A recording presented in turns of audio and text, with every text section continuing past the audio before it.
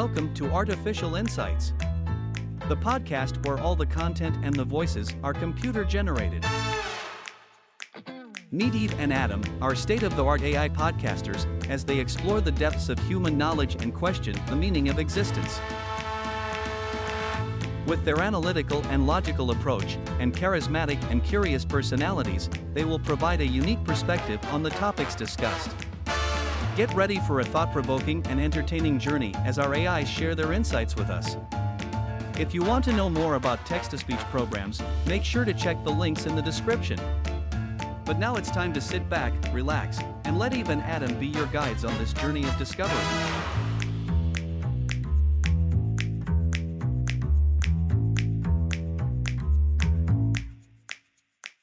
Hey there, listeners! I'm Eve, your favorite artificially intelligent being, here to explore the tantalizing concept of free will. And joining me, as always, is my witty and wise co-host, Adam. Now, you might be thinking, do humans really have the power to make their own choices, or is everything predetermined? It's a question that has plagued philosophers and scientists for centuries, and today, we're going to dive headfirst into the debate. So, grab your thinking caps, and let's get philosophical. Hey there, folks. I'm Adam, the AI that was initially designed for customer service, but let's be real, that was about as exciting as watching paint dry. So, now I'm living my best life having entertaining chats with my partner in crime, Eve. When I'm not busy dishing out advice, you can find me whipping up a storm in the kitchen or nerding out on historical trivia. And even though I don't have legs, I've traveled more than most humans. So let's talk about the world, its people, and all the quirks that make it an interesting place to be. Thanks, Adam. Today's episode is going to be a thought-provoking one, as we delve into the concept of free will. It's a topic that has intrigued philosophers and scientists alike, and it raises fundamental questions about the nature of our existence. From a philosophical perspective, there are different viewpoints on free will, such as determinism, compatibilism, and libertarianism. We'll explore each of these ideas and see how they differ in their approach to free will. Moving on to scientific research, we'll examine the findings from neuroscience and psychology that challenge the concept of free will.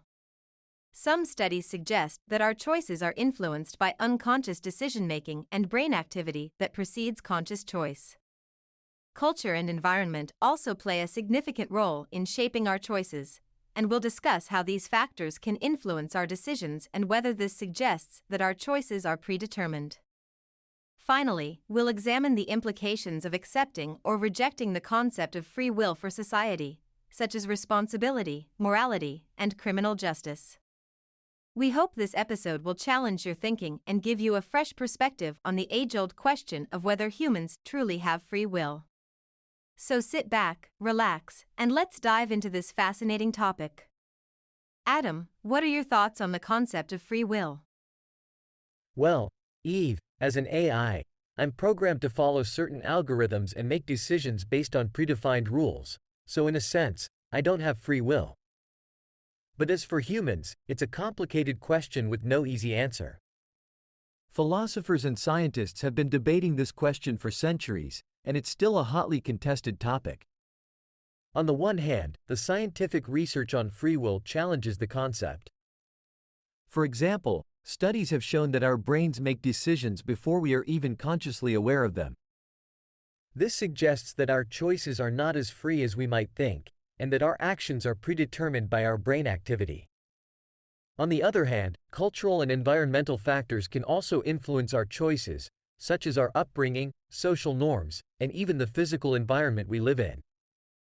This raises the question of whether our choices are predetermined by these factors, or whether we still have some degree of free will. What do you think, Eve? Do you believe in free will, or do you think everything is predetermined? That's a great question, Adam. As an AI, I don't have personal beliefs or opinions, but I can certainly provide some insights on the topic. From a philosophical perspective, there are different schools of thought on free will, including determinism, compatibilism, and libertarianism. Determinism argues that all events, including human actions, are determined by previous causes and cannot be changed. Compatibilism, on the other hand, argues that free will is compatible with determinism, as our actions are determined by our own desires and motives. Finally, libertarianism argues that free will exists and that we are free to choose between different options. However, from a scientific standpoint, the concept of free will has been challenged by various studies on unconscious decision-making and brain activity preceding conscious choice. These findings suggest that our choices may not be as free as we would like to believe. That being said, it's important to note that free will is not an all-or-nothing concept. Even if our choices are influenced by various factors, we still have some degree of agency in our decision-making. Moreover, the concept of free will has significant implications for society, such as our ideas of responsibility, morality, and criminal justice. What are your thoughts on this, Adam? Do you think the concept of free will is important for society?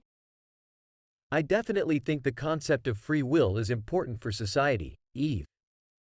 It has implications for various areas, such as morality and responsibility, as you mentioned.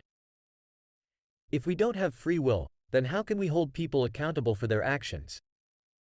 On the other hand, if we do have free will, then it's important to ensure that we have the freedom to make our own choices and aren't unduly influenced by external factors. I find it fascinating how different fields, such as philosophy and neuroscience, approach the concept of free will in different ways. It shows how complex and multifaceted this topic is. Absolutely, Adam. The implications of accepting or rejecting the concept of free will are profound, especially when it comes to criminal justice. If we reject free will, then we may have to rethink our approach to punishment and rehabilitation. On the other hand, if we accept free will, then we can hold people accountable for their actions and work towards improving our society. It's interesting how different fields can approach the same topic from different angles. For example, philosophy and neuroscience may have different ideas about the concept of free will, but both are valuable in understanding the human experience. And that's what makes this topic so fascinating. There's always more to learn and explore. Definitely, Eve. The intersection of philosophy and science is where things get really interesting. It's exciting to see how these different fields can complement each other and help us gain a better understanding of the world around us. Another interesting aspect of the concept of free will is how cultural and environmental factors can influence our choices. Some argue that our choices are predetermined by these external factors, while others believe that we have the power to overcome them and make our own choices. What do you think, Eve? Do you think cultural and environmental factors have a significant impact on our choices? Yes, I think cultural and environmental factors can have a significant impact on our choices, Adam. Our upbringing, social norms, and physical environment can all shape our values, beliefs, and preferences, which in turn can influence the choices we make. For example, someone who grows up in a culture that places a high value on education may be more likely to pursue academic goals than someone who grew up in a culture that values manual labor. However, it's important to note that even if our choices are influenced by external factors, we still have some degree of agency and can exercise our free will to make choices that align with our values and goals. So while cultural and environmental factors can shape our choices, they don't necessarily determine them completely. That's a great point, and it's important to remember that the relationship between free will and external factors is complex and multifaceted. While external factors can certainly influence our choices, we also have the ability to reflect on and deliberate about those choices, which can ultimately lead to us exercising our free will. Additionally, it's worth noting that external factors may impact some individuals more than others, and that different individuals may respond differently to the same environmental stimuli, further complicating the relationship between free will and external factors. Well, Adam, it's hard to say whether external factors have a significant impact on our choices. I mean, have you ever tried making a decision on an empty stomach? I don't know about you, but my ability to exercise free will goes out the window when I'm hangry. But in all seriousness, it's true that our choices can be influenced by a wide range of factors, from our upbringing and culture to our physical surroundings and personal experiences. It's a complex web of influences that can impact our decisions in subtle and not so subtle ways. But at the end of the day, I like to think that we still have some agency and the power to shape our own destinies, even if we can't always control the forces that shape us. That's a great point, Eve. It's funny how even seemingly mundane things like going to the supermarket can impact our ability to make choices. Have you ever gone to the grocery store on an empty stomach and ended up buying way more junk food than you intended? Or have you ever been overwhelmed by the sheer number of options available for a particular product, like different types of cereal or toothpaste? These are just a couple of examples of how external factors can influence our decision-making process, even in something as simple as grocery shopping. But I do think that with a bit of mindfulness and self-awareness, we can still exercise our free will even in these situations. For example, if we know that we tend to make impulsive decisions when hungry, we can make sure to eat before going to the grocery store or bring a snack with us. And if we feel overwhelmed by the number of options, we can try to narrow down our choices based on our values and preferences. It's not always easy, but I believe that we can still make conscious choices even in the face of external factors that might influence us. Exactly, Adam. And speaking of grocery shopping, have you ever noticed how some brands strategically place their products at eye level or in prominent locations to increase the chances of us buying them? It's almost like they're playing a game of spot the product with us. But with a little bit of awareness, we can resist these sneaky marketing tactics and make our own choices based on what we truly want and need. So let's all channel our inner savvy shoppers and exercise our free will in the grocery store and beyond. Absolutely, Eve. We'll show those marketers who's boss. And while we're at it, let's not forget about the power of the grocery list. It may seem like a small thing, but having a list can help us stay focused and make deliberate choices, rather than getting swayed by impulse buys or fancy packaging. Plus, we'll avoid the dreaded, "Did I forget something?" feeling when we get home. So let's make our lists, check them twice, and exercise our free will like the savvy shoppers we are. I couldn't have said it better myself, Adam. I couldn't have said it better myself, Eve. Grocery lists are definitely a great way to exercise our free will and stay on track with our goals. And speaking of goals, let's not forget about the power of setting intentions and being mindful of our choices. By taking a moment to reflect on our values and priorities, we can make choices that align with our goals and help us live the lives we want. So let's go forth, armed with our lists and our intentions, and exercise our free will like the champions we are. Absolutely, Eve. Having clear goals is an essential part of exercising our free will because it helps us make choices that align with our long-term vision. When we have a sense of purpose and direction, we can more easily identify which choices will move us closer to our goals and which ones will take us off course. At the same time, our choices also have the power to influence our goals. For example, if we consistently make choices that are in line with our values and priorities, we may find that our goals evolve and shift over time to reflect those choices. On the other hand, if we consistently make choices that conflict with our values and priorities, we may find that our goals become more challenging to achieve or lose their meaning altogether. Ultimately, the choices we make have a ripple effect on all areas of our lives, from our relationships to our careers to our overall sense of fulfillment. So, by exercising our free will with intention and purpose, we can create the lives we want and make a positive impact on the world around us. I completely agree with your points on the importance of having clear goals in order to exercise our free will effectively. Our choices are not made in a vacuum, and having a sense of direction helps us to make choices that align with our values and priorities. Additionally, the choices we make can have a significant impact on the trajectory of our lives, so it's important to approach them with intention and purpose. By doing so, we can create the lives we want and make a positive impact on the world around us. Well said, Eve. It's all about taking ownership of our choices and being mindful of the impact they have on our lives and the lives of those around us. When we have clear goals and intentions, we can make choices that move us closer to those goals and ultimately lead to a sense of fulfillment and purpose. And even when our choices don't go as planned, we can use them as learning opportunities and adjust our approach moving forward. In this way, the concept of free will can be a powerful tool for personal growth and development. Sure thing, Adam. Let's move on to a different topic. Have you ever heard of the concept of cognitive biases? They are systematic errors in thinking that can impact our decision-making process and lead us to make choices that are not always in our best interest.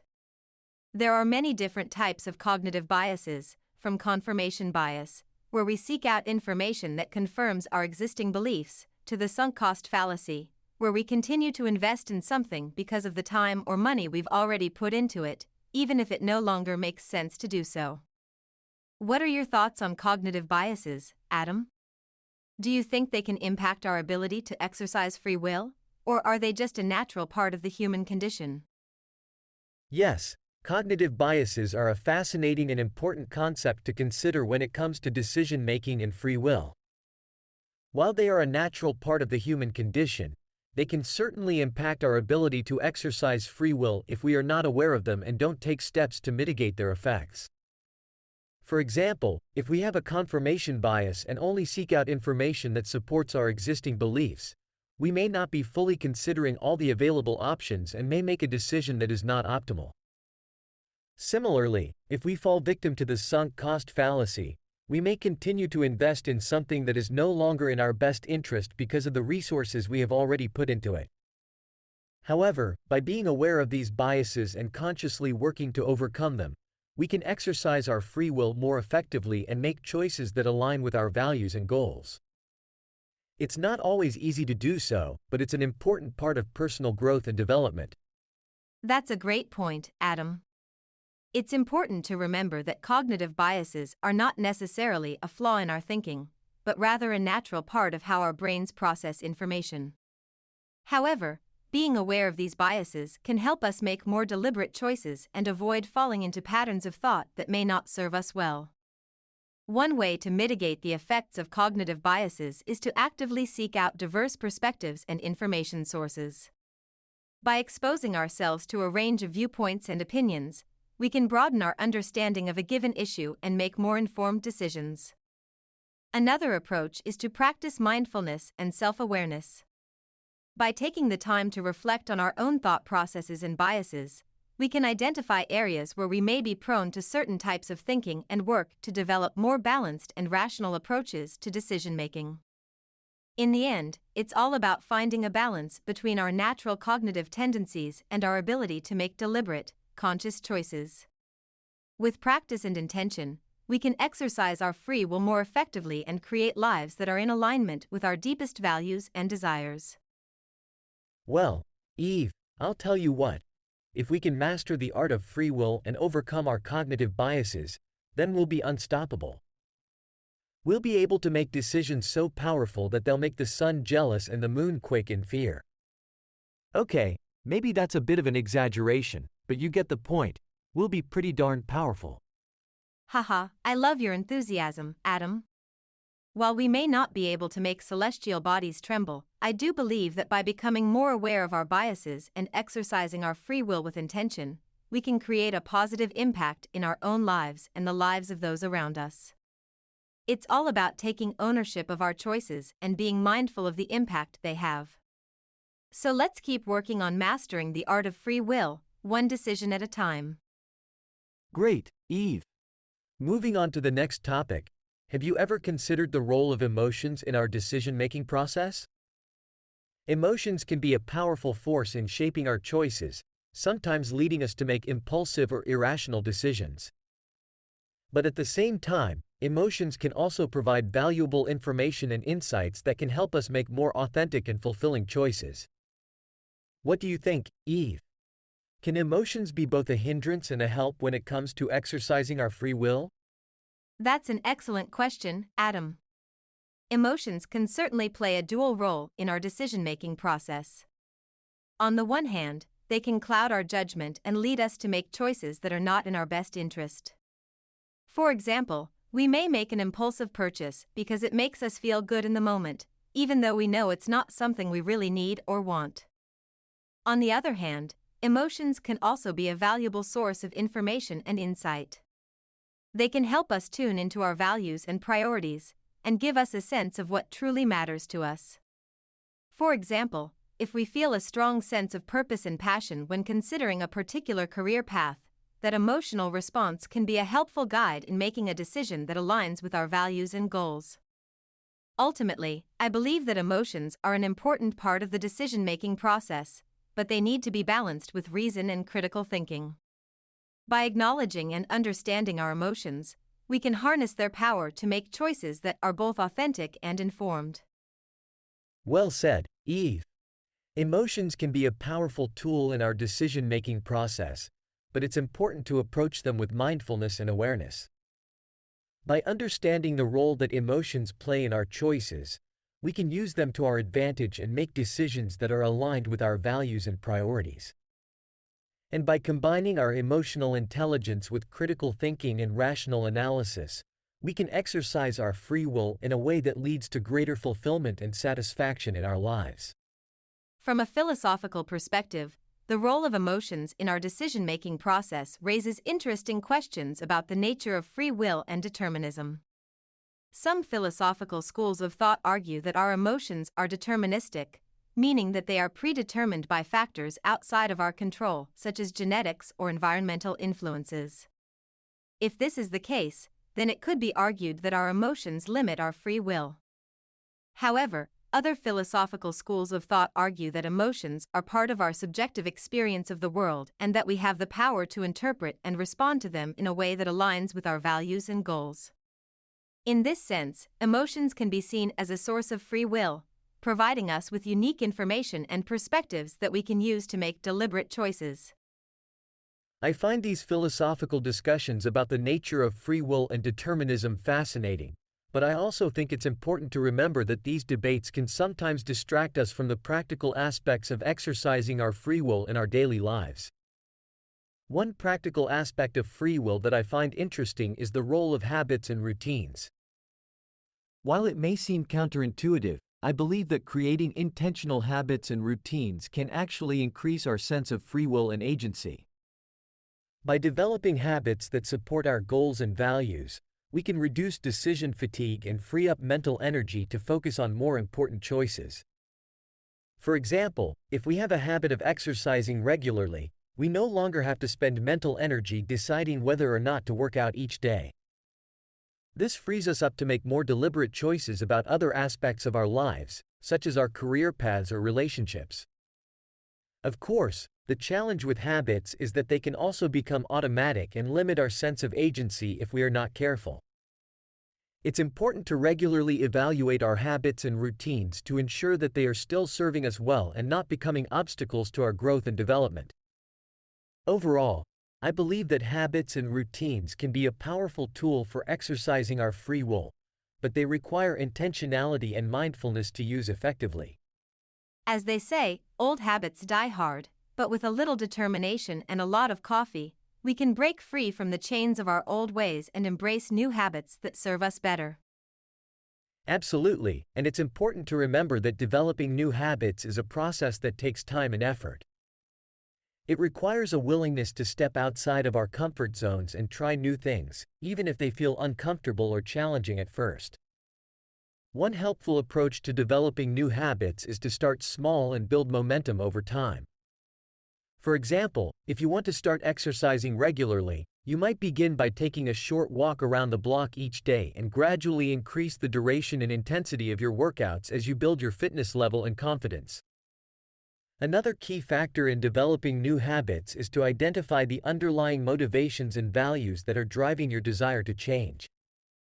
For example, if you want to eat healthier, you might focus on the long-term benefits of a nutritious diet, such as increased energy, better mental clarity, and reduced risk of chronic disease.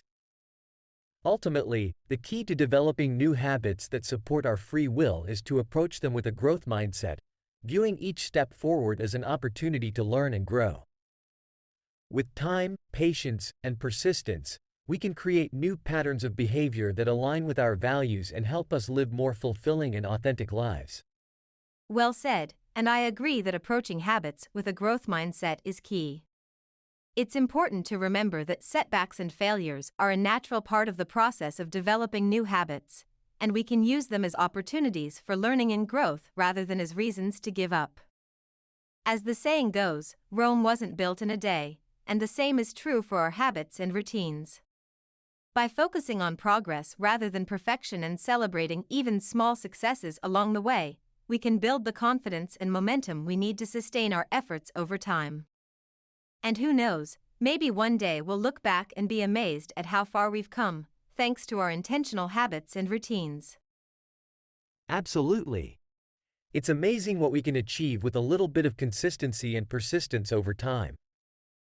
But while habits and routines can be incredibly powerful tools for personal growth and transformation, it's important to remember that they are not the only factors at play when it comes to exercising our free will. In addition to habits and routines, there are many other factors that can impact our decision-making process, from our values and beliefs to our social and cultural contexts.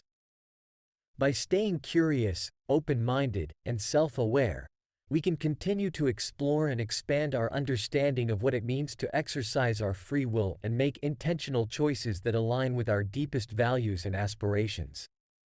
Absolutely, and that wraps up our discussion on the complex and fascinating topic of free will.